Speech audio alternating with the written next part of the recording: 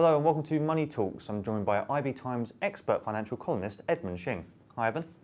Bonjour et bienvenue, Alfred. I see you've gone for the French this morning because we are speaking about Britain's in-out referendum with the EU. Exactly that. We are talking about June the 23rd. We are talking about whether Britain's going to stay or they're going to leave the European Union. And right now there's a great deal of uncertainty over whether it's going to happen or not. What's the best way to check the probability of such an outcome? Well, Alfred, most people obviously will look at the polls, and you can see polls of polls, etc. There are plenty in the newspapers and the websites. But actually what I prefer is to follow the money. I always prefer to follow the money. After all, I'm the finance guy. And so how would you do that? Well, you can check the odds. There are bets. You can use something like Betfair. There is a website called oddschecker.com, which even aggregates all the various odds from all the different online betting sites as to the chances of Brexit. And at the moment, the betting is 5-2 on Britain stays, 9-4 against Britain leaves. So that's where the real money is pointing, which gives you a probability of under 30% of Britain leaving the EU at present. Well, in the meanwhile, with the current uncertainty, the markets have certainly been affected and sterling is really suffering. That's right. One thing that financial markets hate, Alfred, is uncertainty. And you can see that being reflected in, I think, two areas in particular.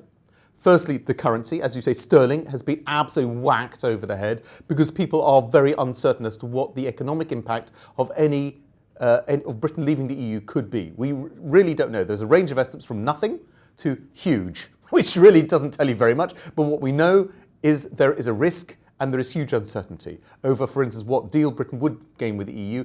And given all of that uncertainty, people have just decided to run away from sterling. The second area are financial stocks, i.e. banks and insurance companies, because the perception in financial markets is that these sectors will suffer potentially the most from Britain leaving the EU in terms of higher costs to operate in Europe. And if that's the case, then how can investors look to make money from the current situation? Well, I like to use the current uncertainty to look at value. Value is everywhere in UK stocks. So what I did in the articles, I picked 3 UK stocks that I think can benefit from the weaker pound that results from the uncertainty over Brexit. So the first one is ARM.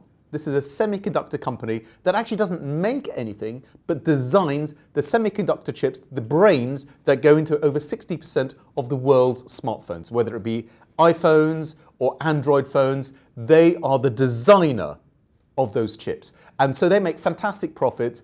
Nearly all of their sales are in the US or in Asia because that's where the chips are made. And they benefit massively, therefore, from weaker sterling. Secondly, you have Legal & General, which is an insurance company, which again sells a lot of insurance products and savings products abroad. So again, current uncertainty gives you a stock which is very, very cheap and a very strong income return of over 6% in terms of annual yield.